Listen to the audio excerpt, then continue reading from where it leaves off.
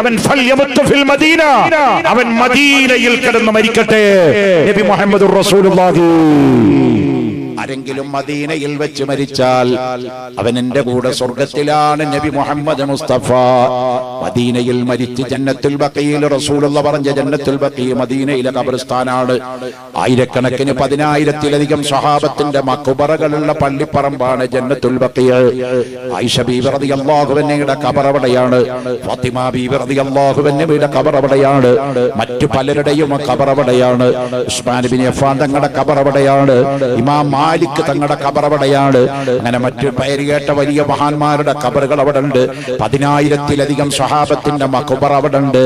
ആ ജന്നത്തുൽ ബഖീൽ ഒരാളെ ഖബറടക്കിയാൽ അവന് വിചാരണയില്ല, അവന് ചോദ്യമില്ല, അവൻ സ്വർഗത്തിലാണ്. നബി മുഹമ്മദ് മുസ്തഫ സല്ലല്ലാഹു അലൈഹി വസല്ലം. അപ്പോൾ മദീനയിൽ മരിക്കുക എന്നുള്ളത് ഏറ്റവും ഖൈറായ മുഅ്മിനീങ്ങൾ ആഗ്രഹിക്കുന്ന കാര്യമാണ് കേട്ടോ.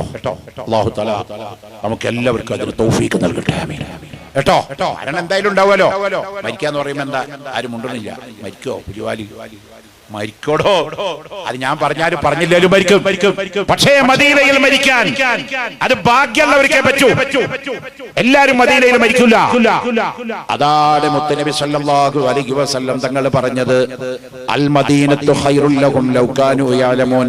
മദീന മുഅ്മിനീങ്ങൾക്ക് ഖൈറുള്ള നാടാണ്. അവർക്ക് വിവരമുണ്ടെങ്കിൽ അവർ ചിന്തിച്ചോ, മദീന മുഅ്മിനീങ്ങൾക്ക് ഖൈറുള്ള നാടാണ്. മദീന സ്വർഗ്ഗത്തിന്റെ നാടാണ്. മാ ബൈന ഖബരി വ മിൻബരി റൗളത്തുൻ മിൻ റിയാദിൽ ജന്ന. എന്റെ ഖബറിന്റെയും മിമ്പറിന്റെയും ഇടയിലുള്ള സ്ഥലം സ്വർഗ്ഗ പൂങ്കാവനമാണ്. അത് മദീനയിലാണ്.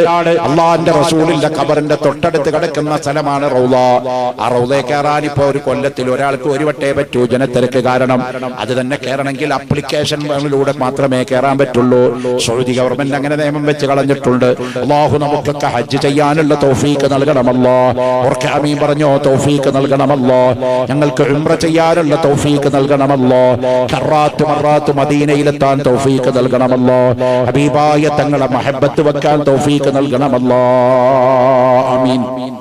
മുആദ് തങ്ങളോട് അല്ലാഹുവിന്റെ റസൂൽ പറഞ്ഞു, മുആദേ, മദീനത്ത് വരലും മുത്തുനബിനെ കാണലും വയത് കേൾക്കലും ഒക്കെ ഖൈറാണ്. പക്ഷേ നിനക്കറിയണോ, നീ യമനിൽ പോയി അവിടുത്തെ ഗവർണറായി നീ അവിടെ വയത് പറഞ്ഞിട്ട് ഏതെങ്കിലും ഒരു മനുഷ്യൻ മുസ്ലിമായി അവൻ നല്ല കാര്യം ചെയ്താൽ നിനക്ക് എന്റെ അടുത്ത് വയത് കേൾക്കുന്നതിനെക്കാട്ടിലും എന്റെ മദീനത്തിരിക്കുന്നതിനെക്കാട്ടിലും നിനക്ക് ഏറ്റവും ഖൈറ് നീ നിമിത്തം ഒരാൾ മുഅ്മിനായാൽ, ഒരാൾ മുസ്ലിമായാൽ, അതാണ് ഖൈറും മിനദ് ദുനിയാ വമാ ഫീഹാ. ദുനിയാവിലുള്ള എല്ലാത്തിനെക്കാട്ടിലും നിനക്ക് ഖൈർ അതാണെന്ന് പറഞ്ഞപ്പോ അതുവരെ കരഞ്ഞുകൊണ്ടിരിക്കുന്ന മുആദ് റളിയല്ലാഹു അൻഹു ചിരിച്ചിട്ട് പറഞ്ഞു, നബിയെ അങ്ങനെയാണോ? ഞാൻ വഅദ് പറഞ്ഞിട്ട് ഞാൻ പ്രസംഗിച്ചിട്ട് ഒരാളെങ്കിലും നന്നായാൽ എനിക്ക് ഇതിനേക്കാൾ ഖൈർ അതാണോ? ആണ്. എന്നാൽ നബിയേ ഞാൻ പൊയ്ക്കോളാം. ആദ്യം പോകൂല എന്ന് പറഞ്ഞ മുആദ് റളിയല്ലാഹു അൻഹു വന്നു. നിങ്ങൾക്ക് ഞാൻ കേൾക്കണോ? ഞാൻ മിനിഞ്ഞാന്ന് മംഗലാപുരത്തിന്റെ പുറത്ത് ബൈത്തെടുക്കാന്ന് പറഞ്ഞ സ്ഥലത്ത് വഅദിന് വന്നതാണ്. വല്ലാത്ത ക്ഷീണുണ്ട്. കഴിഞ്ഞ ആഴ്ച എല്ലാം വഅദ് പറഞ്ഞു വല്ലാത്ത ക്ഷീണമുണ്ട്. ഇന്നൊന്നരയും തുടങ്ങിയ വഅദല്ല, 46 കൊല്ലമായി ഞാൻ മതപ്രഭാഷണ രംഗത്ത്. 46 കൊല്ലം കഴിഞ്ഞു പോയി മതപ്രഭാഷണ രംഗത്ത്. ഈ ചിറ്റടയിലും ഒരു 15 കൊല്ലം മുമ്പ് ഉറൂസിന് ഇവിടെ വന്ന് ഞാൻ പ്രസംഗിച്ചിട്ടുണ്ട്. എരിമാട് ഞാൻ 36 കൊല്ലം മുമ്പ് വന്ന് പ്രസംഗിച്ചിട്ടുണ്ട്. കഴിഞ്ഞതിന്റെ മേലത്തെ കൊല്ലം വന്നിട്ടുണ്ട്. അതിന്റെയും കൊല്ലം മുമ്പ് ഒരുപാട് കാലം മുമ്പ് വന്നിട്ടുണ്ട്. ഈ കർണാടകയിൽ ഞാൻ വരാത്ത സ്ഥലം വളരെ കുറവാണ്. കൊടക് ജില്ലയിൽ ഞാൻ പങ്കെടുക്കാത്ത ഉറൂസുകൾ വളരെ കുറവാണ്. ശരീരത്തിന് വല്ലാത്ത ക്ഷീണുണ്ട്. ഞാനിങ്ങനെ ആലോചിച്ചു, പഠിച്ചവനെ സുഹരി ഉസ്താദിനോടൊന്ന് പറഞ്ഞാലോ? എനിക്ക് തീരെ സുഖമില്ലാത്തത് കൊണ്ട് ഉസ്താദേ എനിക്ക് വഅദിന് വരാൻ കുറച്ച് ബുദ്ധിമുട്ടുണ്ട്. നിങ്ങളെ വേറെ ഏതെങ്കിലും എങ്ങനെയെങ്കിലും ഉസ്താദിനെ ഒന്ന് അഡ്ജസ്റ്റ് ചെയ്യാൻ പറ്റുമോ എന്ന് ചോദിച്ചാലോ എന്ന് എന്റെ കൽബിൽ തോന്നിയപ്പോ എനിക്ക് തോന്നി വേണ്ട. കാരണം ഞാൻ അവിടെ ചെന്നിട്ട് വാത് പറഞ്ഞാൽ ഒരു പക്ഷേ ഒരു മനുഷ്യനെങ്കിലും ഹിദായത്ത് കിട്ടിയാൽ ഖൈറും മിനദ് ദുനിയാ വമാ ഫീഹാ, ദുനിയാവും അതിലുള്ള എല്ലാതിനേക്കാൾ ഖൈർ. ആ ഒരൊറ്റ വായതുകൊണ്ട് ഒരു മനുഷ്യൻ ഹിദായത്തിലാവലാണെങ്കിൽ എനിക്ക് ആ കൂലി തടയണ്ട എന്ന ഒറ്റ ലക്ഷ്യം വെച്ചുകൊണ്ട് മംഗലാപുരത്തുനിന്ന് സുള്യത്ത് വന്ന് ഉപ്പിരങ്ങാടി വഴി സുള്യ വന്നിട്ട് സുള്യത്തുനിന്ന് ഇങ്ങോട്ട് കയറി വന്നു. അല്ലാഹുവേ, നമ്മുടെ വായതുകളെ നീ കബൂലാക്കണമല്ലോ. ഇൽമ കൊണ്ട് ഉയരുന്നവരിൽ ഞങ്ങളെ നീ കബൂലാക്കണമല്ലോ. അല്ലാഹു ഇസ്ലാം മതത്തിന് കൊടുത്ത വില എന്താണെന്നറിയോ? ഇൽമാണ്. ഇൽമിനേക്കാൾ വലിയ സ്ഥാനം വേറെ ഉള്ളവനില്ല. അപ്പൊ നമ്മളിവിടെ പറഞ്ഞല്ലോ, അങ്ങോട്ട് ഞാൻ നീട്ടി പറയുന്നില്ല, കുറച്ചേ പറയുന്നുള്ളൂ. എനിക്ക് ശാരീരികമായി സുഖമുണ്ട്, അസുഖമുണ്ട്. 9 ഗുളിക രാത്രി 6 ഗുളിക പകലും കഴിച്ചിട്ടാണ് കാര്യങ്ങൾ ഇങ്ങനെ പോണത്. അത് നിങ്ങളോട് പറഞ്ഞത് അള്ളാഹു അറിയുന്നവനാണ്. അള്ളാഹു നമ്മുടെ രോഗങ്ങൾക്കൊക്കെ ആജിലായി കാമിലായി ശിഫ തരട്ടെ. അള്ളാഹുവിനോട് ദുആ ചെയ്യാൻ. അത് കഴിക്കാനുള്ള മരുന്നിന്റെ പൈസ ബുദ്ധിമുട്ടില്ല. കാരണം കേരളത്തിൽ 4 ആശുപത്രികൾ എന്റെ അണ്ടറിൽ ഉണ്ട്.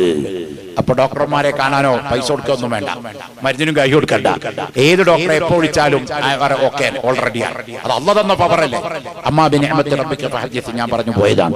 അപ്പൊ അല്ലാഹു തആല ഒരു ചെറിയ വിഷമം തരുന്നുണ്ടെങ്കിൽ അതിനേക്കാൾ വലിയ ഫതഹ് അപ്പുറത്ത് അല്ലാഹു തആല നമുക്ക് ഓരോരുത്തർക്കും തരുന്നുണ്ട്.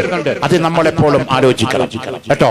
ഫഇന്ന മഅൽ ഉസ്രി യുസ്റാ, ഞെരുക്കത്തോടു കൂടിയാണ് ഏത് വിജയവും ഉണ്ടാവുകയുള്ളൂ. ലോകത്തെ വിജയിച്ചവരൊക്കെ അങ്ങനെയാണ്. അപ്പൊ എനിക്ക് 60 വയസ്സായിട്ടുണ്ട്. എന്റെ ഉസ്താദുണ്ട്, നമ്മുടെയൊക്കെ ഉസ്താദുണ്ട്, നമ്മുടെ ഉസ്താദിന്റെ ഉസ്താദുണ്ട്. ആരാണ്? ശൈഖുനാ സുൽത്താനുൽ ഉലമാ എപി ഉസ്താദ്. അല്ലാഹുവേ, ആഫിയത്തുള്ള ദീർഘായുസ് സുന്നത്ത് ജമാഅത്തിന്റെ ഖിദ്മയിലായി മഹാനവർകൾക്ക് ഏറ്റണേ അല്ലാഹ്, ഞമ്മക്കും ഏറ്റണേ അല്ലാഹ്. ഞാൻ 60 വയസ്സായപ്പോ വയ്യ, 9-12 ഗുളിക കഴിക്കുന്നുണ്ട് പറയുമ്പോ ഇത് കേൾക്കുമ്പോ ചിലവർക്ക് തോന്നും ഇയാളിപ്പോ എന്തൊരു വർത്താനാ പറയുന്നത്. എ പി ഉസ്താദിന്റെ അവസ്ഥ എന്താ? അല്ലാഹ്, 94 വയസ്സായി ഉസ്താദിന്. നിന്നേക്കാൾ 34 വയസ്സ് കൂടുതലാ. 94 വയസ്സായ ഉസ്താദ് അസുഖം പിടിച്ച ആശുപത്രിയിൽ കിടന്നിട്ട് നടക്കാൻ വയ്യാതെ 2 ചുമലിൽ കൈയിട്ടിട്ട് ഈ കർണാടകയിലും മലേഷ്യയിലും അബുദാബിയിലും ഖത്തറിലും കുവൈറ്റിലും സൗദി അറേബ്യയിലും ഇസ്ലാമിക ദഅവത്തിന് വേണ്ടി പോയി 30,000-ത്തിലധികം കുട്ടികൾ പഠിക്കുന്ന മർക്കസു സഖാഫത്തി സുന്നിയ എന്ന് പറഞ്ഞ സ്ഥാപനം, ലോകത്തിലെ ഏറ്റവും വലിയ വിദ്യാഭ്യാസ സ്ഥാപനം നടത്തുന്ന ആളാണ് ശൈഖുനാ സുൽത്താനുൽ ഉലമാ, ഇന്ത്യൻ ഗ്രാൻഡ് മുഫ്തി ശൈഖുനാ എപി ഉസ്താദ്. അല്ലാഹുവേ, ആഫിയത്തുള്ള ദീർഘായുസ്സ് ദീനിന്റെ ഖിദ്മത്തിലായി അവർക്കും ഞങ്ങൾക്ക് ഏറ്റി തരണം അല്ലാഹ്. അപ്പൊ അങ്ങോട്ടൊക്കെ ചിന്തിച്ചാൽ നമ്മളൊക്കെ എന്താ ഉള്ളത്? ഒരു പുഴോ? ഒരു പുഴുവിന്റെ അത്രയല്ലേ ഉള്ളൂ. അപ്പൊ ആ മഹാന്മാരൊക്കെ ദീനിനു വേണ്ടി ചെയ്തത്. മൊയ്തീൻ ശൈഖിന്റെ ചരിത്രം നോക്കുമ്പോ കാണാം, 40 വഅദ് പറഞ്ഞോവർ, നന്നായി 90 കാലം ഇരുന്നോവർ. 40 കൊല്ലത്തിലധികം വഅദ് പറഞ്ഞു അബ്ദുൽ ഖാദിർ തങ്ങൾ റളിയല്ലാഹു അൻഹു. 90 കൊല്ലം ഹയാത്തിൽ ജീവിച്ചിട്ടുണ്ട് മുഹയ്യിദ്ദീൻ ശൈഖ്. മാത്രമല്ല അങ്ങോട്ടൊക്കെ നിലവേറും ഈശാ തൊഴുതോരുളുവാലെ 40 സുബഹി തൊഴുതോവർ. ഞാൻ വയലിന് പോണോടത്തൊക്കെ കർണാടകയിൽ മാത്രം അങ്ങനെ ഇല്ല കേട്ടോ. നിങ്ങളെ സുഖിപ്പിക്കാൻ വേണ്ടി പറയല്ല കേട്ടോ, ഉള്ളത് പോലെ പറയണ്ടേ. ഞാൻ കേരളത്തിലും കർണാടകയിലും തമിഴ്നാട്ടിലും ഗൾഫിലും മൊത്തം GCC എല്ലായിടത്തും വയലിന് പോണ ആളും പോയിക്കൊണ്ടിരിക്കുന്ന ആളുമാണ്. എവിടെ കേരളത്തിൽ എവിടെ വയലുണ്ടായാലും അവർ പറയും, ഉസ്താദേ നേരത്തെ വരണം കേട്ടോ, 7 മണിക്ക് തുടങ്ങണം, അല്ലെങ്കിൽ മാരിവിസ്കരിച്ച് ഉടനെ തുടങ്ങണം, 10 മണിയാകുമ്പോഴത്തേക്കും നിർത്തുമാണ്. എന്തേ? ഉറക്ക് പോകാൻ പാടില്ല. ഉറക്കം പോകാൻ പാടില്ല. അനാവശ്യമായിട്ട് ഉറക്കൊഴിക്കാതിരിക്കന്നെ നല്ലത്. ഇനിയിപ്പോ നമ്മളിവിടെ 10 മണിക്ക് വയൽ നിർത്തിയിരുന്നു, നേരത്തെ ഉറങ്ങിക്കോട്ടെ എന്ന് വെച്ച് പറഞ്ഞയച്ചു നോക്കുക. ഉറങ്ങൽ എപ്പോഴാന്ന് കണ്ടുപിടിക്കപ്പോ വലിയ ബുദ്ധിമുട്ടൊന്നുമില്ല. ഞങ്ങൾ ഓരോരുത്തരുടെയും സ്റ്റാറ്റസ് നോക്കിയാൽ കാണാം, വാട്സപ്പ് എടുത്തിട്ട് ഓൻ കിടന്നത് രാത്രി 2 മണി വരെ ഓൺലൈനിലുണ്ട്, എന്നിട്ട് 2:30 കിടക്കുന്നത്. പിന്നെ അവൻ 2ാമത് വാട്സപ്പ് ഓണാക്കുന്നത് രാവിലെ 11 മണിക്കാ. അപ്പൊ സുബൈ അടി കൂടെ പോയി. ഇന്നാ ലില്ലാഹി വ ഇന്നാ ഇലൈഹി റാജിഊൻ.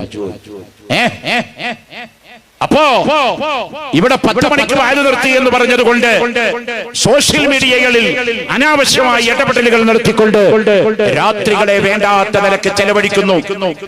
അവ കേരളത്തിലൊക്കെ ഇപ്പൊ പറയും 7:30 തുടങ്ങണം, 10 മണിക്ക് നിർത്തണം, ഓർക്കാൻ കളയാൻ പാടില്ല. പക്ഷെ കർണാടകയിൽ വന്നപ്പോ മിനിയാന്ന് ഞാൻ പ്രസംഗിക്കാൻ പോയ ബൈത്തടക്കയിൽ പറഞ്ഞു 10 മണിക്കാണ് തുടങ്ങിയത്. 2 മണി വരെ ഞാൻ വായിച്ചു തുടങ്ങി. അല്ലാഹ്, ഒരു കാരണവരോ ഒരു കുട്ടിയോ പോലും അവിടുന്ന് നീച്ചു പോയില്ല, നിർത്താനും പറഞ്ഞില്ല.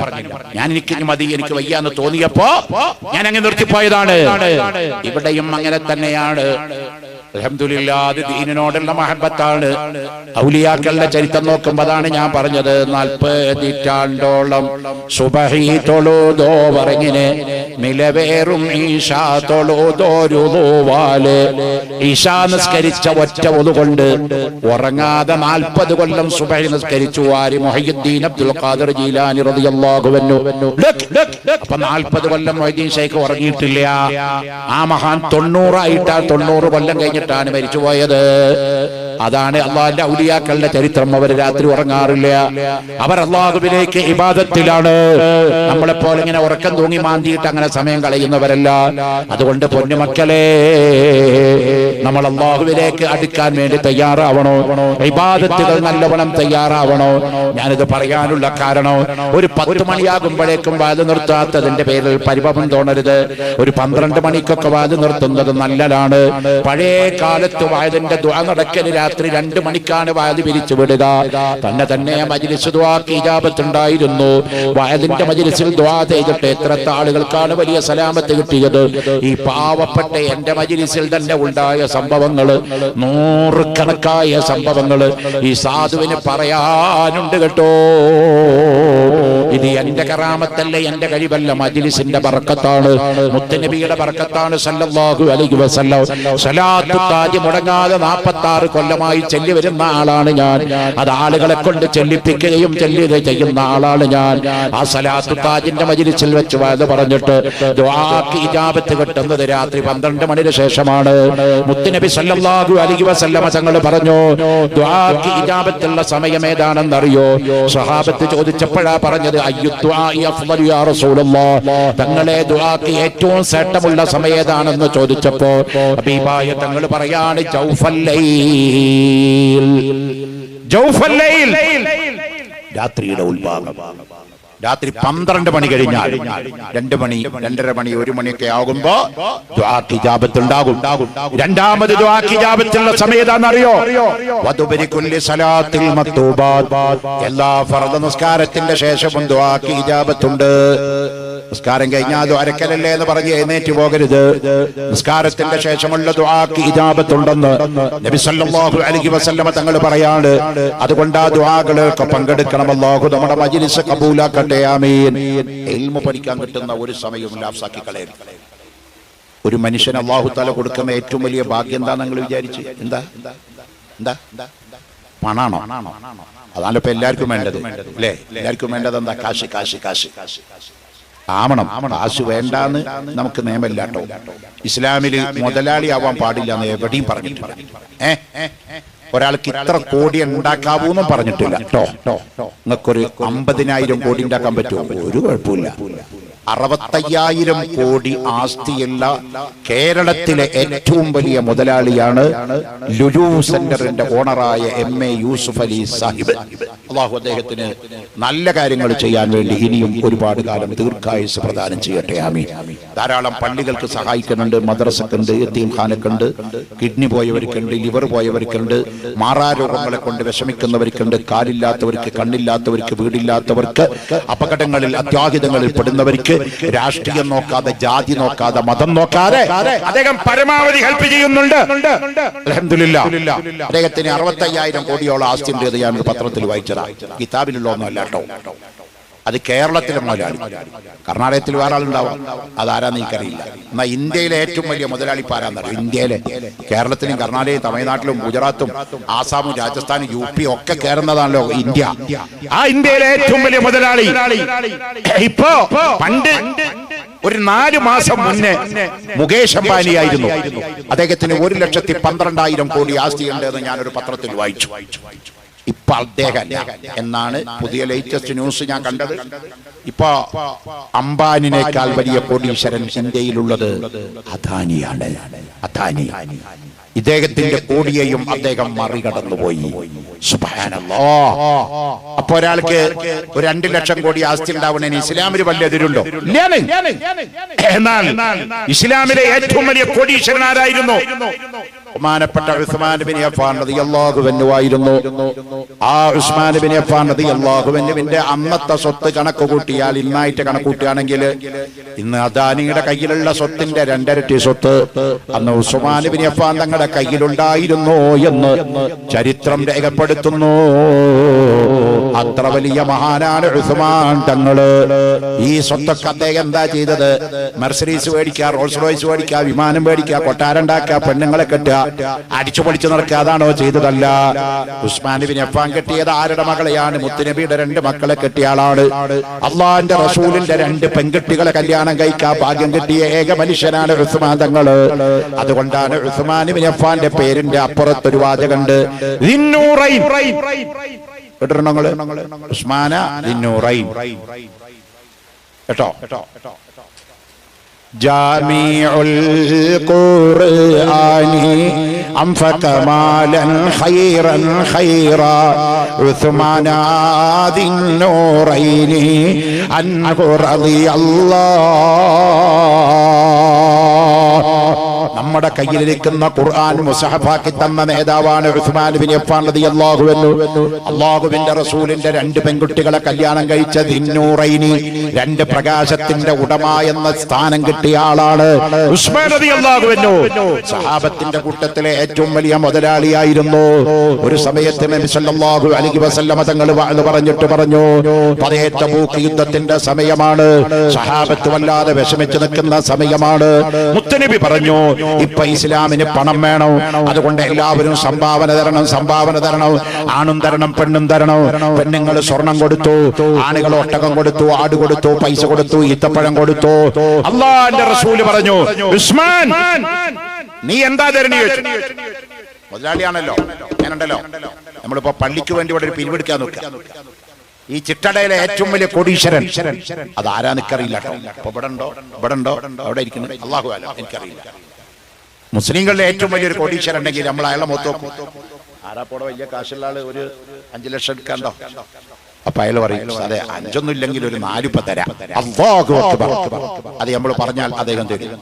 ഇത് സ്വാഭാവികമായിട്ട് എല്ലാ നാട്ടിലുള്ളതാണ്.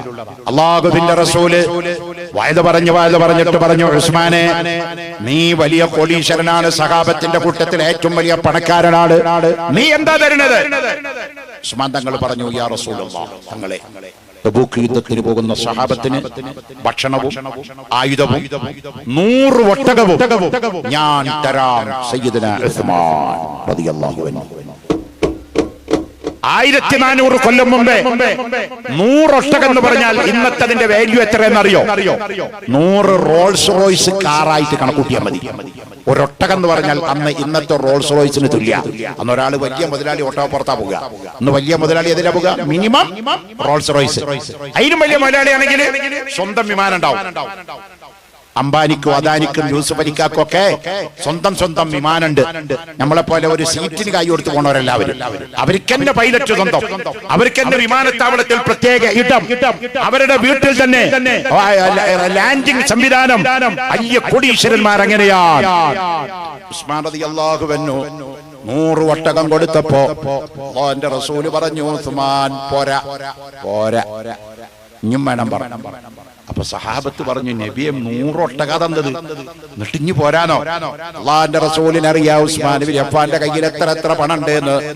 നബി തങ്ങൾ പറഞ്ഞു, പോരെ ഉസ്മാനെ, മരുമകനാണ് ഉസ്മാൻ തങ്ങള്, റസൂലുള്ളാഹിന്റെ മക്കളെ കെട്ടിയ മരുമകനാണല്ലോ, വേണം. അപ്പൊ ഉസ്മാൻ തങ്ങൾ പറഞ്ഞു, എന്നാ നബിയെ വീണ്ടും ഒരു 100 ഒട്ടകം, അതിന് ചുമക്കാനുള്ള ആയുധം, അങ്കി, ഭക്ഷണം ഞാൻ തരാം. അപ്പൊ എത്ര? 200 ഒട്ടകായി. സഹാബത്ത് പറഞ്ഞു, അല്ലാഹു അക്ബർ. ഹബീബായ തങ്ങൾ ഒന്നുകൂടി ആലോചിച്ചിട്ട് പറഞ്ഞു, പോരാ. സഹാബത്ത് ഞെട്ടുകയാണ്. 200 ഒട്ടകങ്ങളും അതിന് ചുമക്കാനുള്ള ഭക്ഷണങ്ങളും ആയുധങ്ങളും അങ്കികളും തന്നിട്ടും ഹബീബായ തങ്ങൾ പോരാ ഇനിയും വേണമെന്ന് പറഞ്ഞപ്പോ ഉസ്മാൻ തങ്ങൾ ചിരിച്ചിട്ട് പറയാണ്, ലബ്ബൈക വസഅദൈക യാ റസൂലല്ലാഹ്, തങ്ങളെ ഇതാ വീണ്ടും 100 ഒട്ടകങ്ങളും അതിന് ചുമക്കാനുള്ള ആയുധങ്ങളും ഭക്ഷണം മങ്കിയും ഞാൻ തരാം. എത്രയും മൊത്തം 300 ഒട്ടകം. 300 ഒട്ടകം അതിന് ചുമക്കാനുള്ള ആയുധങ്ങളും അങ്കികളും തബൂക്ക് യുദ്ധത്തിന് പോകുമ്പോ ഞാൻ തരാമെന്ന് പറഞ്ഞിട്ട് ഹബീബായ തങ്ങളുടെ മുമ്പിൽ ഉസ്മാൻ ബിൻ അഫ്ഫാൻ തങ്ങൾ പറഞ്ഞപ്പോ നബി തങ്ങൾ പറഞ്ഞു, ഉസ്മാൻ നിന്റെ സദഖ കബൂലായി. റഅയ്തു അലാ ബാബിൽ ജന്ന മക്തൂബൻ ബിഇസ്മി ഉസ്മാൻ, സ്വർഗ്ഗത്തിന്റെ വാതിലിന്റെ മുകളിലൊക്കെ ഉസ്മാന്റെ പേര് ഞാൻ കാണുകയാണ്. റഅയ്തു അലാ സാക്കിൽ അർശി, അർശിന്റെ തൂണിന്റെ മുകളിൽ ഞാൻ കാണുകയാണ് ബിഇസ്മി ഉസ്മാൻ, ഉസ്മാന്റെ പേര് കാണുകയാണ്. റഅയ്തു അലാ ജനാഹി ജിബ്രീൽ, ജിബ്രീൽ അലൈഹിസ്സലാമിന്റെ 2 ചിറകിന്റെ മുകളിൽ ഉസ്മാന്റെ പേര് ഞാൻ കാണുകയാണ്. സ്വർഗ്ഗത്തിന്റെ കവാടങ്ങളുടെ മുകളിലൊക്കെ ഉസ്മാന്റെ പേരാണ്. അല്ലാഹുവിന്റെ അർശിന്റെ ചോട്ടിൽ ഉസ്മാന്റെ പേരാണ്. അത്ര വലിയ സ്ഥാനമാണ് ഉസ്മാൻ ബിൻ അഫ്ഫാൻ എന്ന് നബി മുഹമ്മദ് മുസ്തഫ. അപ്പൊ ഇസ്ലാം പണം ഉണ്ടായാലേ നല്ലോണം അധ്വാനിച്ച് കച്ചവടം ചെയ്തിട്ടോ ജോലി ചെയ്തിട്ടോ ഒക്കെ ഇഷ്ടം പോലെ ഉണ്ടാക്കിക്കോ. 5000 കോടിയോ 10000 കോടിയോ. ഇപ്പൊ നമ്മുടെ സുഹരി ഉസ്താദ്, അദ്ദേഹത്തിന് എന്താ ജോലി ചോദിച്ചു? നമ്മുടെ പ്രസിഡന്റ് ഇരിക്കണ സുഹരി ഉസ്താദ് എന്താ ജോലി ചോദിച്ചു? പറഞ്ഞു, എനിക്ക് റിയൽ എസ്റ്റേറ്റ് ഉസ്താദ്, കച്ചവടം. അള്ളാഹു ബർക്കത്ത് കൊടുക്കട്ടെ, ആമീൻ. മുത്തുനബി ചെയ്ത ജോലി ഏതാ? ബിസിനസ്മാൻ. മുഹമ്മദ് നബി ആരായിരുന്നു? ഏറ്റവും വലിയ കച്ചവടക്കാരനായിരുന്നു. പെണ്ണുങ്ങൾക്കും കച്ചവടം ഇസ്ലാമിക ഷർത്ത് നിബന്ധനകൾക്ക് വിധേയമായി ചെയ്യാം. ലോകങ്ങളുടെ ഏറ്റവും വലിയ ബിസിനസ്സുകാരത്തി ഖദീജ ബീവി റളിയല്ലാഹു അൻഹയായിരുന്നു. മക്കയിലെ ജഗകോടീശ്വരത്തിയായിരുന്നു ഖദീജ. ആ ഖദീജ ബീവി ഉള്ള സമ്പത്ത് മുഴുവൻ മുത്തുനബിക്ക് കൊടുത്തിട്ട് ദീനിനു വേണ്ടി വാരി കോരി കൊടുത്തു. അവസാനം കയ്യിലുള്ള മുതലൊക്കെ തീർന്നു. മരണമാസന്നമായ സമയത്ത് ഖദീജയുടെ കയ്യിൽ നയാ പൈസ ഇല്ല. മുത്തുനബിയോട് പറഞ്ഞു, നബിയോട് ഖദീജ ബീവി പറയാണ്, തങ്ങളെ എനിക്കൊരു ജ്യൂസ് കുടിക്കണം എന്ന് ആഗ്രഹമുണ്ട്, തങ്ങളൊന്ന് തരുമോ എന്ന് ചോദിച്ചപ്പോ റസൂലുള്ളാഹിന്റെ കയ്യിൽ ജ്യൂസ് വാങ്ങി കൊടുക്കാൻ പണമില്ല. റസൂലുള്ളാഹിന്റെ കയ്യിൽ പണമില്ല. സൗദി അറേബ്യയിലെ കാഫിരീങ്ങള് ഉപരോധം ഏർപ്പെടുത്തിയ സമയത്താണ് ഖദീജ ബീബി വഫാത്താകുന്നത്. ഹബീബായ തങ്ങൾ ഇത് പറഞ്ഞപ്പോൾ ഖദീജ ബീബി റളിയല്ലാഹു അൻഹ കണ്ണിൽ ഇങ്ങനെ വെള്ളം നിറക്കുകയാണ്. ഹബീബായ തങ്ങൾ പുറത്തുപോയി സൗദി അറേബ്യയിലെ മലയുടെ മുകളിൽ കയറിയിട്ട് കുറച്ച് ഉണക്കപ്പുല്ല് പറിച്ചു കൊണ്ടുവന്നിട്ട് അത് കൊത്തിപ്പീഞ്ഞ് നീരാക്കിയിട്ട് ആ ജ്യൂസ് ഖദീജ ബീവിക്ക് കുടിക്കാൻ കൊടുത്തു. ഹബീബ് നബി മുഹമ്മദ് മുസ്തഫ. കോടീശ്വരത്തിയായ ഖദീജ റളിയല്ലാഹു അൻഹ ആ മുതൽ മുഴുവൻ ഇസ്ലാമിന് സദഖ കൊടുത്തു. ജഗകോടീശ്വരനായ ഉസ്മാൻ റളിയല്ലാഹു അൻഹു ആ സമ്പത്തിൽ ബഹുഭൂരിപക്ഷവും അല്ലാഹുവിന്റെ ദീനിന്റെ മാർഗ്ഗത്തിൽ ചെലവഴിച്ചു. അവർക്ക് ആ സ്വർഗ്ഗം, അവരാ സ്വർഗ്ഗത്തിലെ നായകന്മാർ. അല്ലാഹു അവരുടെ കൂടെ കൂടാൻ നമുക്ക് തൗഫീഖ് നൽകട്ടെ. ഞാനൊരു ചെറിയ കാര്യം വലിയ കാര്യമായി ഇവിടെ പറയുന്നുണ്ട്. ചെറിയ കാര്യം, നമ്മുടെ പള്ളി അൽഹംദുലില്ലാഹ് മനോഹരമായി. അതിന്റെ അകത്ത് കയറിയപ്പോൾ ഞാൻ പെട്ടെന്ന് ഒതുവിന്റെ കയ്യിലുണ്ടായിരുന്നില്ല. ഏത് പള്ളി കയറിയാലും 2 റക്അത്ത് നിസ്കരിക്കൽ സുന്നത്താണ്, തഹയ്യത്ത്. അത് ഉദു വേണ്ടേ? പിന്നെ ഇപ്പൊ സദസ്സിലേക്ക് കൊണ്ടുവരുമ്പോ ഞാൻ അവിടെ കയറി ഒതുണ്ടാക്കി നിസ്കരിക്കാൻ നിന്നാൽ ഈ സ്റ്റേജിൽ ആള് ബുദ്ധിമുട്ടാവുണ്ടാച്ചിട്ട് ഇങ്ങോട്ട് കയറിയതാ. അത്ര ഭംഗിയും മനോഹരിതയും തോന്നിയ ആ പള്ളിന്റെ അകം. നല്ല മനോഹരമായ കാർപ്പറ്റും നല്ല ഫാനും നല്ല ലൈറ്റുകളും അൽഹംദുലില്ലാഹ് എയർ കണ്ടീഷൻ ഉൾപ്പെടെ ഒരു പള്ളിയിൽ ജുമുഅക്കൊക്കെ വന്നിരിക്കുമ്പോൾ ഒരു വിഷമമില്ലാതെ റാഹത്തായി ഖുത്ബ കേട്ട് നിസ്കരിച്ച് സുന്നത്ത് നിസ്കരിച്ച് ഇഅ്തികാഫിരുന്ന് അൽകാഫോദി സലാത്ത് ചൊല്ലി ഖുർആൻ ഓതി പോകാൻ പറ്റുന്ന നല്ല അന്തരീക്ഷം ഇവിടുത്തെ ജമാഅത്ത് കമ്മിറ്റി നാട്ടുകാർ ഉണ്ടാക്കിയെടുത്തു. അൽഹംദുലില്ലാഹ്. പക്ഷേ വേറൊരു ചെറിയ വിഷമം, അതുണ്ടാക്കിയ കൂട്ടത്തിൽ 10-12 ലക്ഷം രൂപ കടം വന്നുപോയി. കടം. അല്ലാഹുവേ, ഞങ്ങൾ ആരെയും നീ കടക്കാരായി മരിപ്പിക്കല്ല അല്ലാഹ്. പള്ളിയുടെ കടായാലും മദ്രസന്റെ കടായാലും സ്വന്തം കടായാലും ഞങ്ങൾ ആരെയും നീ ഹക്കടപാടുകളുള്ള ഉള്ളവരായി മൗത്താക്കല്ല അല്ലാഹ്. ഹക്കടപാടുകളൊക്കെ ദുനിയാവിൽ ആ നല്ല സമയത്ത് തന്നെ റാഹത്തോടെ കൊടുത്തു വീട്ടി ആഖിബത്ത് നന്നായി ലാ ഇലാഹ ഇല്ലല്ലാഹ് ചൊല്ലി മരിക്കാൻ ഞങ്ങൾക്ക് എല്ലാവർക്കും നീ തൗഫീഖ് നൽകണേ അല്ലാഹ് എന്ന് ദുആ ചെയ്യുകയാണ്.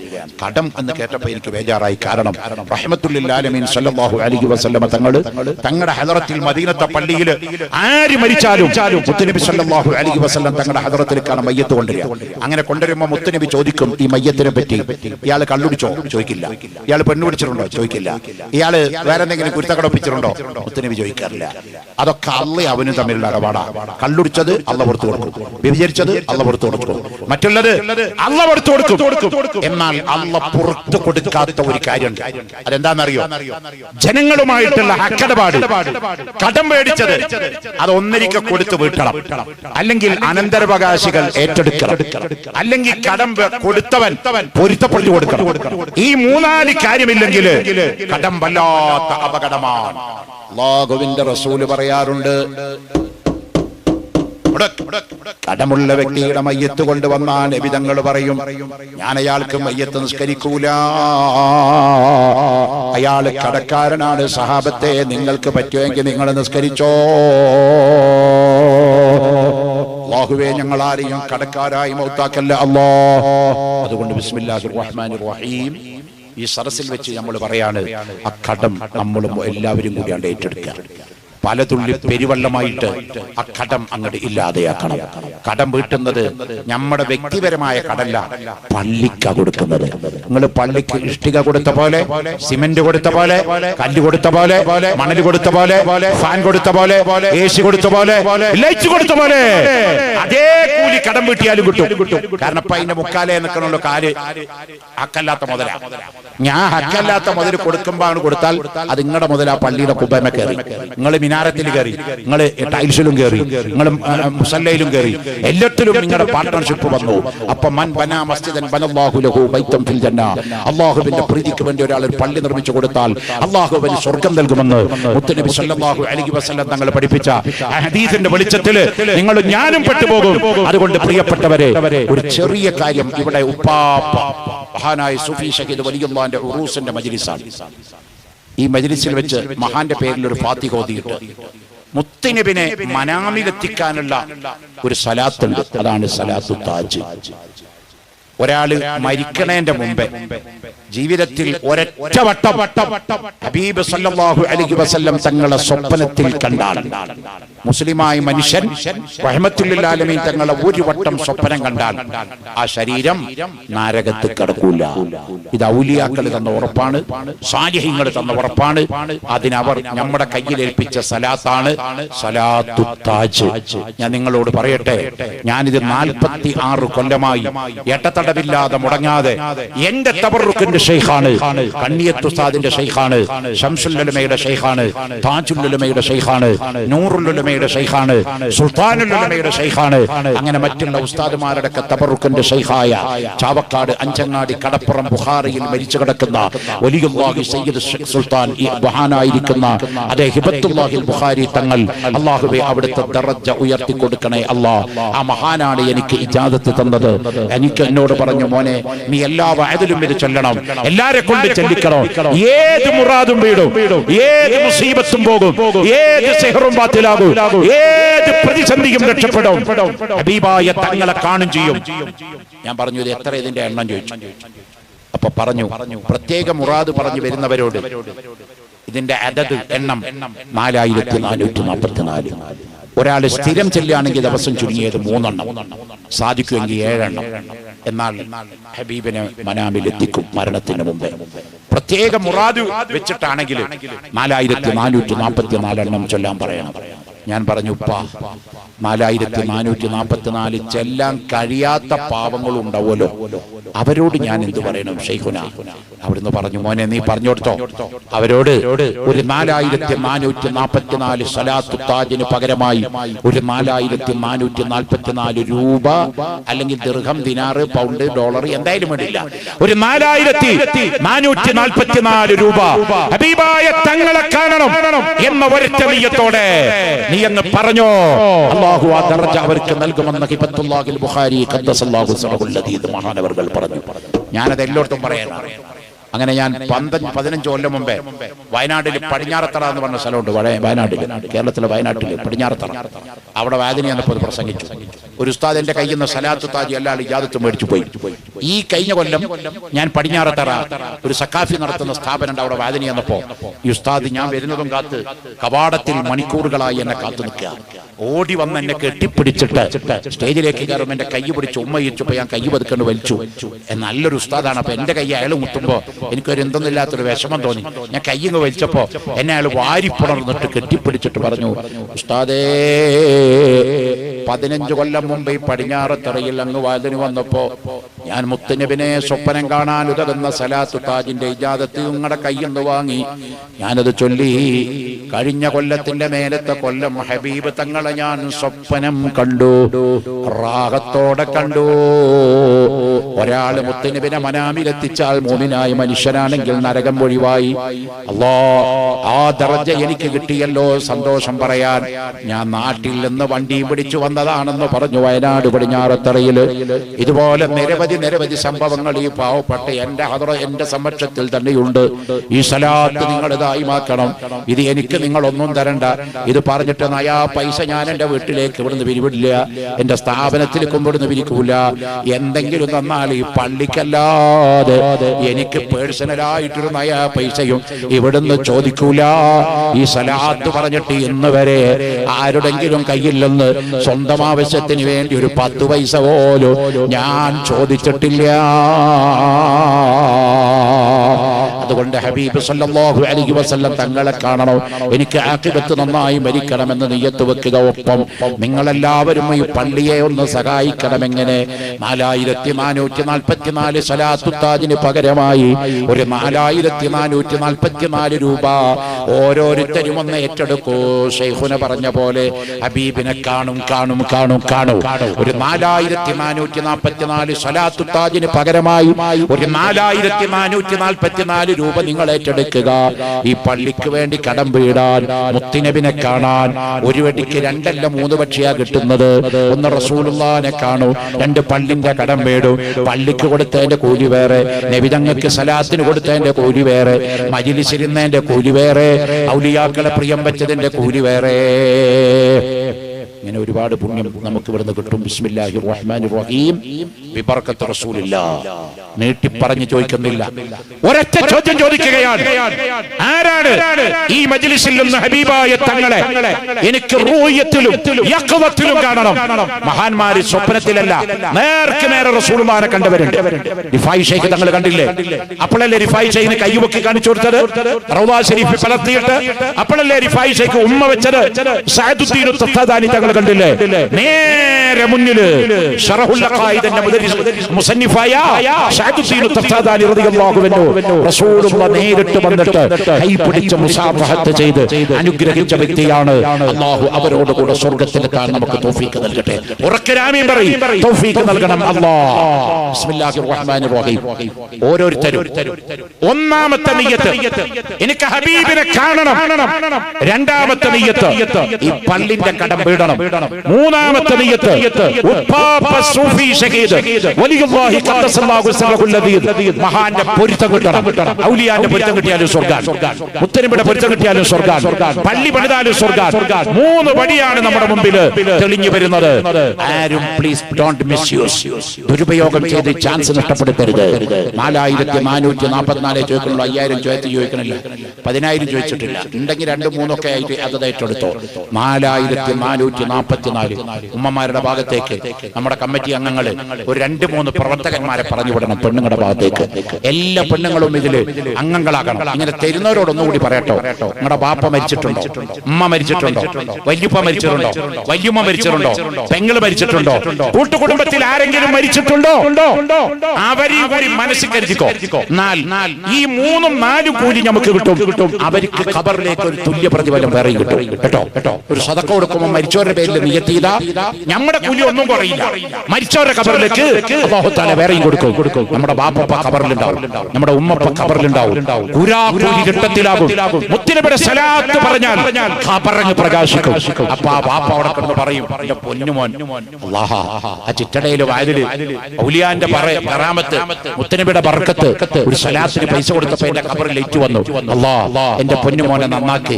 ആ ബാപ്പ ഖബറിൽ കിടന്ന് പറഞ്ഞാൽ, ആ ഉമ്മ ഖബറിൽ കിടന്ന് പറഞ്ഞാൽ, ആ വയ്യപ്പ ഖബറിൽ കിടന്നു പറഞ്ഞാൽ, ആ ഭാര്യ ഖബറിൽ കിടന്നു പറഞ്ഞാൽ, ആ ഭർത്താവ് ഖബറിൽ കിടന്നു പറഞ്ഞാൽ, അത് മതി നമ്മുടെ ദുനിയാവും ആഖിറവും രക്ഷപ്പെടാൻ. ബിസ്മില്ലാഹ്. എല്ലാവരും ഈ വലിയ മജ്ലിസിന്റെ ഭാഗത്തിൽ ഈ അദദിൽ ഒന്ന് പങ്കുചേരണം കേട്ടോ. ബിസ്മില്ലാഹ്.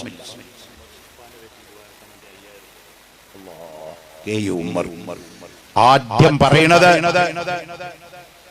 ഫരീഖു ബൈന ഹഖിൻ വബാതിലിൻ ഖഗ്റൻ ഖഗ്റാ ഉമർ വലി ഫാറൂഖുല്ലാഹ് അൻഹു റളിയല്ലാഹു. ഉമർ ബിൻ ഖത്താബ് തങ്ങളുടെ പേര് കൊണ്ടാ തുടക്കം കേട്ടോ. കെ.യു. ഉമർ എന്ന് പറഞ്ഞൊരു സഹോദരൻ. അല്ലാഹ്. 4444 ചോദിച്ചപ്പോ 4444 പിന്നെ കുറച്ച് കൂടുതലും 5000 തികച്ച് പറഞ്ഞിട്ട് ഈ അദദിൽ പങ്കുചേരുന്ന ആദ്യത്തെ കണ്ണി ഉമർ ബിൻ ഖത്താബിന്റെ പേര് പറയുന്നിടത്ത് ശൈത്താൻ വരികയില്ലെന്ന് നബി മുഹമ്മദ് മുസ്തഫ. അല്ലാഹുവേ മജ്ലിസ് ഖബൂലാക്കണമല്ലോ. അദ്ദേഹത്തിന് മരിച്ചവരുടെ ഖബറിലേക്ക് മിഥ്ലു സവാബ് ഇപ്പൊ തന്നെ എത്തിക്കണമല്ലോ. അദ്ദേഹത്തിന് ആഫിയത്തുള്ള ദീർഘായുസ്സ് നൽകണമല്ലോ. തങ്ങളുടെ മനാമിലെത്തിക്കണമല്ലോ. ഉപ്പാപ്പ ഷഹീദ് വലിയുള്ളാന്റെ പൊരുത്തം നൽകണമല്ലോ. ഈ മജ്ലിസ് കബൂലാക്കണമല്ലോ. ഞങ്ങളെ സ്വീകരിക്കണമല്ലോ. ഞങ്ങളുടെ പാപങ്ങൾ പൊറുക്കണയല്ലോ. ഞങ്ങളുടെ ദോഷങ്ങൾ പൊറുക്കണയല്ലോ. ഞങ്ങളുടെ രോഗങ്ങൾക്ക് ശിഫ തരണമല്ലോ. ബിബർക്കത്തി റസൂലില്ലാഹ്. എല്ലാവരും ഒന്ന് പറഞ്ഞേ. അവിടെ നമ്മുടെ പ്രവർത്തകരൊന്ന് അങ്ങോട്ട് പോയി ചോദിച്ചോ, ഒന്ന് കയ്യൊന്ന് നോക്കിയാൽ മതി. അവിടെ ഇരുന്നിട്ട് കൈ വെക്കാൻ മതി. പേര് ഞങ്ങൾ ഇവിടെ എഴുതിത്തോളാം ഇൻഷാ അല്ലാഹ്. അതെ, നമ്മുടെ വൈസ് പ്രസിഡന്റ് വൈസ് പ്രസിഡന്റിന്റെ കെ.യു. മുസ്തഫ എന്ന് പറയുന്ന നമ്മുടെ വൈസ് പ്രസിഡന്റ്. മാനിപ്പാനി മഹബത്ത് വെക്കുന്ന മോന. പാപ്പാ ഉമ്മ എന്ന് പറഞ്ഞപ്പോ കൽബ് പൊട്ടി. ഖബറിലാ രണ്ടാളും. അല്ലാഹുവേ പാതിരാത്രി ചിറ്റടയിലെ ഉപ്പാപ്പ ഷഹീദ് വലിയുള്ളാന്റെ ഹദറത്തിൽ മുത്തുനബിയുടെ പേര് പറഞ്ഞുള്ള സലാത്തിന്റെ മജ്ലിസിൽ മുസ്തഫ എന്ന് പറയുന്ന വൈസ് പ്രസിഡന്റ് അവരെ മരിച്ച ഉമ്മാടെ ഉപ്പാന്റെ പേരിൽ 4444 അവരെ രണ്ടാളുടെ ഖബറിലേക്കും ഇതിന് മിസ്ലു സവാബ് എത്തിക്കണേ അല്ലാഹ്. പറയുമോനെ എത്തിക്കണയല്ലോ. മുസ്തഫാക്ക് ആഫിയത്തുള്ള ദീർഘായുസ്സ് നൽകണമല്ലോ. അദ്ദേഹത്തിന്റെ എല്ലാ കാര്യങ്ങളും റാഹത്തിലാക്കണയല്ലോ. അദ്ദേഹത്തിന്റെ കച്ചവട ജോലി ഇടപാടുകളിൽ ബർക്കത്ത് കൊടുക്കണമല്ലോ. മക്കളെ സ്വാലിഹീങ്ങളാക്കണമല്ലോ. കുടുംബത്തിൽ ബർക്കത്ത് കൊടുക്കണമല്ലോ. ഹബീബായി തങ്ങളെ മനാമിലും യഖ്ളത്തിലും എത്തിക്കണേ അല്ലാഹ്. ആമീൻ. ബിസ്മില്ലാഹ്. എല്ലാവരും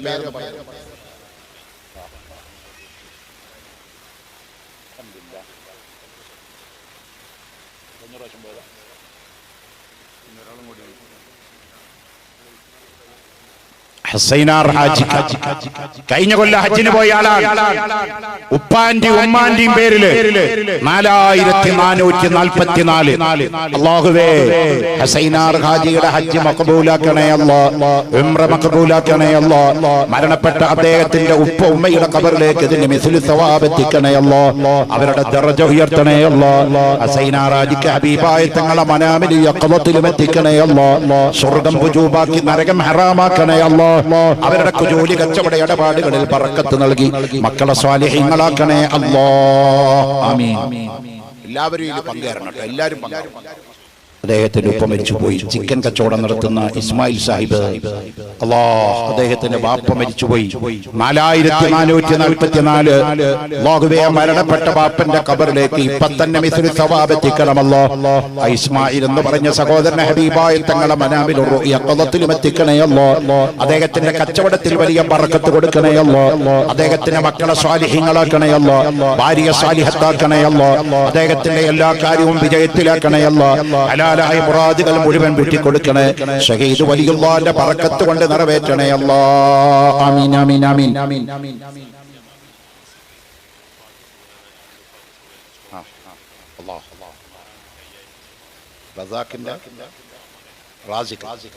റസാഖ് എന്ന് പറയുന്ന സഹോദരന്റെ മകൻ റാസിഖ്. അല്ലാഹ്, അവന്റെ ഉപ്പക്ക് സുഖമില്ല, സ്ട്രോക്ക് പിടിച്ചിട്ട് കിടക്കുക. അല്ലാഹു നമ്മളെ കാക്കട്ടെ. ആമീൻ. ഒന്നോർക്കെ ആമീൻ പറയും. കാക്കട്ടെ. ആമീൻ. علمت سنة من أحيا الظلام إلى أن اشتقت قدما الضر من ورمي. ഈ ബുർദ ബൈത്തിലെ ഈ 2 വരി ചൊല്ലിട്ട് സ്ട്രോക്ക് അതുപോലെ തന്നെ പാർക്കിൻസൺസ് തുടങ്ങിയ രോഗം പിടിച്ചു കിടക്കുന്നവരെ നിങ്ങൾ ഇഷ്ഫി എന്ന് പറഞ്ഞൊന്ന് ഊതിയാൽ പെട്ടെന്ന് ശിഫ കിട്ടും. അല്ലാഹുവേ അദ്ദേഹത്തിന്റെ പിതാവിന്റെ രോഗത്തിന് ആജിലായ ശിഫ കൊടുക്കണേ അല്ലാഹ്. ഓർക്കാമി പറയും, കാമിലായ ശിഫ കൊടുക്കണം അല്ലാഹ്.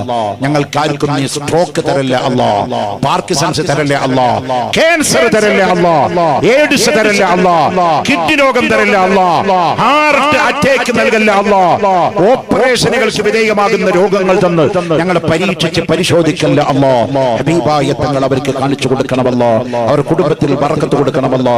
ബിബർക്കത്ത് റസൂലുള്ളാഹി സ്വല്ലല്ലാഹു അലൈഹി വസല്ലം. ഉമ്മമാരുടെ ഭാഗത്ത് നിന്ന് ആരെങ്കിലും ഉണ്ടെങ്കിൽ പെട്ടെന്ന് പറയണം.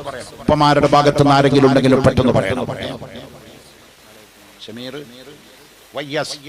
പ്ലീസ് ഓൺലൈനിൽ ഇരിക്കുന്ന കുട്ടികളെ, നിങ്ങൾ 2 ആളുണ്ടല്ലോ, ഇതിന്റെ പേരെന്താ? ഈ ഓൺലൈൻ സംഭവത്തിന്റെ പേരെന്താ?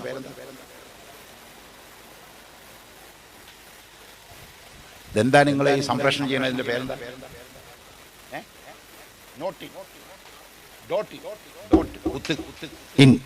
ഒരു കുത്തും ഇന്നും ആയിക്കോട്ടെ. ആ കുത്തിനൊക്കെ വല്ലാത്ത മാനുണ്ടാവും. എന്താ മാനാന്ന് ഐ ഡോണ്ട് നോ. ആ ഡോട്ടിന്റെ മാന എന്താന്ന് അദ്ദേഹത്തിന് അറിയും. അപ്പൊ ഡോട്ടിൻ എന്ന് പറയുന്ന ഓൺലൈനാണ് നമ്മുടെ പരിപാടി ലൈവായിട്ട് എത്തിച്ചു കൊടുക്കുന്നത്. ഈ ലൈവ് കാണുന്ന UAE, Qatar, Kuwait, Bahrain, Oman, Gulf നാടുകളിലുള്ള ആളുകൾ, നിങ്ങൾക്കൊക്കെ വേണ്ടി ഷഹീദ് വലിയുള്ളാന്റെ ഹദറത്തിൽ വെച്ച് ഞങ്ങൾ ദുആ മോനെ ഒന്ന് ഉറക്കെ ആമീൻ പറയണം. അല്ലാഹുവേ, ഗൾഫ് രാജ്യങ്ങളിൽ നീ യുദ്ധം നൽകല്ല അല്ലാഹ്, എപ്പോഴെയും യുദ്ധം നൽകല്ല അല്ലാഹ്. സൂഫി ഷഹീദിന്റെ ബർക്കത്തുള്ള മജ്ലിസാണ്, മുത്തുനബിയുടെ സലാത്ത് പറയുന്ന മജ്ലിസാണ്, ഗൗസുൽ ആലമിന്റെ പേര് പറഞ്ഞ മജ്ലിസാണ്, അസ്ഹാബുൽ ബദറിനെ അനുസ്മരിച്ച മജ്ലിസാണ്, ഔലിയാക്കളുടെ മദ്ഹ് പറഞ്ഞ മജ്ലിസാണ്, ഉമർ ബിൻ ഖത്താബിന്റെ പേര് പറഞ്ഞ മജ്ലിസാണ്, ഉസ്മാൻ ബിൻ അഫ്ഫാന്റെ പേര് പറഞ്ഞ മജ്ലിസാണ്, മുആദ് തങ്ങളുടെ പേര് പറഞ്ഞ മജ്ലിസാണ്. അല്ലാഹുവേ, ഗൾഫിൽ യുദ്ധം വരുത്തല്ല അല്ലാഹ്. ലോക മുസ്ലിങ്ങൾക്ക് ഇസ്സത്ത് നൽകണമല്ലാഹ്, ബറക്കത്ത് നൽകണമല്ലാഹ്, സിഹത്ത് നൽകണമല്ലാഹ്. ഞങ്ങൾ വന്ന് സുഹരി ഉസ്താദിനോട് ചോദിച്ചു, എന്താ അവസ്ഥ? കച്ചവടമില്ല. ഞാൻ മിനിഞ്ഞാന്ന് എന്റെ നാട്ടിൽ നിന്ന് പോരുമ്പോ 9 ചായ പീടികയിൽ ഒരു ചായക്ക് തന്നെ എത്തി. ഒരു വന്നിട്ട് പറഞ്ഞു, ഉസ്താദെ ക്ഷമിക്കണോട്ടോ, ഗ്യാസ് ഇല്ല, ചായ ഇല്ല. ഗ്യാസ് ടൈറ്റ് ആയപ്പോ 6000 ചില്ലാനം ഹോട്ടലുകൾ കേരളത്തിൽ അടച്ചു. കർണാടകയിൽ എത്രയെന്ന് എന്റെ കയ്യിൽ കണക്കില്ല. ഉള്ള സ്ഥലത്ത് തന്നെ പലയിടത്തും ചെന്ന എനിക്കാണെങ്കിൽ മധുരമില്ലാത്ത ചായ കിട്ടണം, എനിക്ക് ഷുഗർ ഉണ്ട്. അവിടെയാണെങ്കിൽ ഒരു ഡ്രം ചായ ഉണ്ട്, അതിൽ വിത്തൗട്ടും ഒക്കെയാണ്, കട്ടനും ഇല്ല, വിത്തൗട്ടും ഇല്ല, ലൈറ്റും ഇല്ല, സ്ട്രോങ്ങും ഇല്ല. എല്ലാവർക്കും ഒരു വെള്ളം വേണമെങ്കിൽ കുടിക്കാൻ പോയിക്കോളാം. അവർ പറയാണ് ഗ്യാസ് ഇല്ല ഉസ്താദേ. ഒരു ഗ്യാസിന്റെ ടൈറ്റ് വന്നപ്പോ എങ്ങനെയാണെങ്കിൽ ഗൾഫ് നാടുകൾ കൊട്ടിയടച്ചാൽ നമ്മുടെ സ്ഥാപനങ്ങൾ, നമ്മുടെ പള്ളികൾ, നമ്മുടെ യതീംഖാനകൾ, 25,000 കുട്ടികൾ പഠിക്കുന്ന, 30,000 പഠിക്കുന്ന മർക്കസ്, മഅദിൻ, അതുപോലെ തന്നെ സിറാജുൽ ഹുദ അടക്കമുള്ള ഞാൻ നടത്തുന്ന ഒരുപാട് സ്ഥാപനങ്ങൾ വേറെയും ഉണ്ട്. അതുപോലെ സുഹരി ഉസ്താദ് പഠിച്ച ജാമിയ എന്ന് പറയുന്ന സ്ഥാപനമുണ്ട് കൊടുങ്ങല്ലൂരില്. അടക്കമുള്ള സ്ഥാപനങ്ങൾ നിന്നുപോകും. പ്രിയപ്പെട്ടവരെ, അല്ലാഹുവേ, ബറക്കത്ത് നിർത്തല്ല അല്ലാഹ്. ഗൾഫ് നാടുകളിൽ സമാധാനം നൽകണമല്ലാഹ്. അവിടെയുള്ള ഞങ്ങളുടെ മക്കൾ, മരുമക്കൾ, പേരക്കുട്ടികൾ, ഉപ്പ ബാപ്പ ഉമ്മമാർക്ക് ബറക്കത്ത് നൽകണമല്ലാഹ്. അവിടെയുള്ള കച്ചവട ജോലി ഇടപാടുകളിൽ ബറക്കത്ത് നൽകണമല്ലാഹ്. ശത്രുക്കളെ പരാജയപ്പെടുത്തണമല്ലാഹ്, മിത്രങ്ങളാക്കണമല്ലാഹ്. എല്ലാവർക്കും നല്ല ബുദ്ധി നൽകണമല്ലോ. ബിബറക്കത്ത് റസൂലുള്ളാഹി സ്വല്ലല്ലാഹു അലൈഹി വസല്ലം. അവിടെ പറയാനുള്ള കാരണം, ഈ ഓൺലൈനിൽ ആരെങ്കിലും പറയുന്നുണ്ടെങ്കിൽ ആ പേരൊന്ന് പറഞ്ഞാൽ മതി. ആ കുട്ടികൾ അവിടെ ഇരിക്കുന്നുണ്ട്, നോക്കുന്നുണ്ട്. നിങ്ങളുടെ പേരൊന്ന് പറഞ്ഞാൽ മതി. അയക്കേണ്ട ഗൂഗിൾ നമ്പർ അതിൽ അവർ എഴുതി അയക്കും. അതിൽ ഗൂഗിൾ പേ അയച്ചു കൊടുത്താൽ ആ കാശ് ഇവിടെ കിട്ടും ഇൻഷാ അല്ലാഹ്. എല്ലാവരും സഹകരിക്കണം. ഈ കടം വീടണം, ആ പള്ളി സലാമത്താവണം, നമുക്ക് റാഹത്തായി നിസ്കരിക്കണം, അക്കടപാടില്ലാതെ മരിച്ച ഖബറിലെത്തണം. അല്ലാഹു തൗഫീഖ് നൽകട്ടെ. ആമീൻ ആമീൻ. ബിസ്മില്ലാഹ്. അൽഹംദുലില്ലാഹ്. പെണ്ണുങ്ങളുടെ ഭാഗത്ത് നിന്ന് ആദ്യത്തെ ഒരു സന്തോഷം. പേര് പറയണ്ട, പേര് ഇവിടെ പറഞ്ഞിട്ടുണ്ട്, ക്ഷേമൈക്കേ പറയണ്ട. ആഗ്രഹിക്കാത്തൊരു പെങ്ങള് 4444 അല്ലാഹുവേ, ഹബീബായ തങ്ങളെ മനാമിലെത്തിക്കണേ അല്ലാഹ്, യഖദത്തിലെത്തിക്കണേ അല്ലാഹ്. ആ ഉമ്മയുടെ സദഖ കബൂലാക്കണേ അല്ലാഹ്. ആ ഉമ്മയിൽ നിന്ന് മരിച്ചവരുടെ ഖബറിലേക്ക് മിസ്ലു സവാബ് ഇപ്പ തന്നെ എത്തിക്കണേ അല്ലാഹ്. ആ ഉമ്മയുടെ മക്കളെ സ്വാലിഹീങ്ങളാക്കണമല്ലോ. ആ ഉമ്മയുടെ ഭർത്താവ് സാലിഹാക്കണമല്ലോ. അവരുടെ കച്ചവട ജോലി ഇടപാടുകളിൽ ബറക്കത്ത് നൽകണമല്ലോ. മക്കളെ സ്വാലിഹീങ്ങളാക്കണമല്ലോ. ബിബറക്കത്ത് റസൂലുള്ളാഹി സ്വല്ലല്ലാഹു അലൈഹി വസല്ലം. ആമീൻ.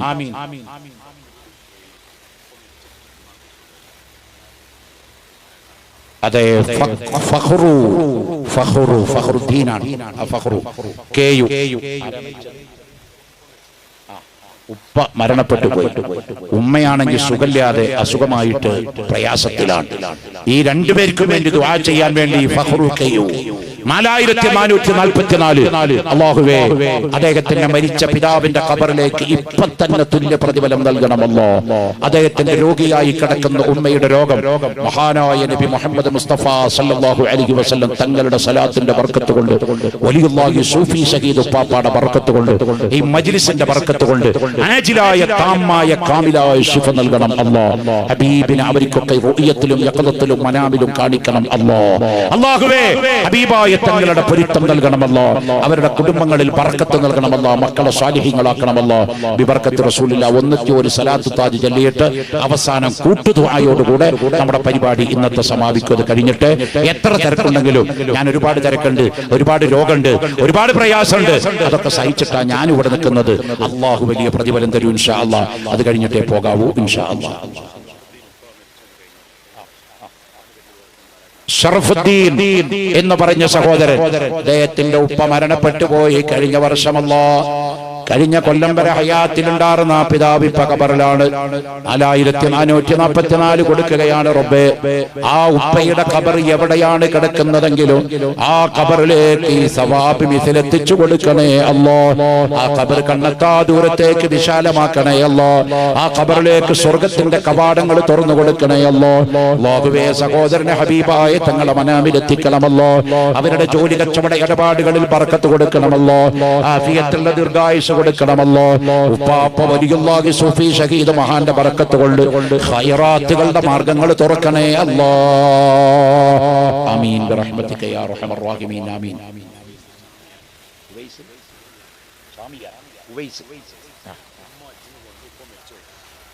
ഉവൈസ് ജാമിയാൽ ഉമ്മ ഹജ്ജിന് പോകുന്നുണ്ട്. ഉപ്പ മരണപ്പെട്ട് ഖബറിലാണ്. അല്ലാഹുവേ ഉവൈസുൽ ഖർണി റളിയല്ലാഹു അൻഹുവിന്റെ പേരുള്ള പൊന്നുമോനാണ്. ആ ഹജ്ജിന് പോണ ഉമ്മാടെ ഹജ്ജ് മഖബൂലാക്കണമല്ലോ, മബ്റൂറാക്കണമല്ലോ. സിഹത്തോടെ ഇസ്സത്തോടെ ഹിമ്മത്തോടെ പോയി എല്ലാ ഇബാദത്തും നല്ല റാഗത്തോടെ ചെയ്ത് തിരിച്ചു വരാനുള്ള തൗഫീഖ് നൽകണമല്ലോ. അദ്ദേഹത്തിന്റെ മരിച്ച ബാപ്പന്റെ ഖബറിലേക്ക് ഇതിന്റെ മിഥ്ലു സവാബി ഇപ്പം തന്നെ എത്തിക്കണേ അല്ലോ. ആ ബാപ്പയുടെ ഖബർ സ്വർഗ്ഗ പൂങ്കാവനമാക്കണേ അല്ലോ. ആ ബാപ്പാടെ ദർജ ഉയർത്തണേ അല്ലോ. അദ്ദേഹത്തിന്റെ ജോലി കച്ചവട ഇടപാടുകൾ ബർക്കത്ത് നൽകണമല്ലോ. ഹബീബായ തങ്ങളെ കാണിക്കണം അല്ലാഹ്. ആമീൻ.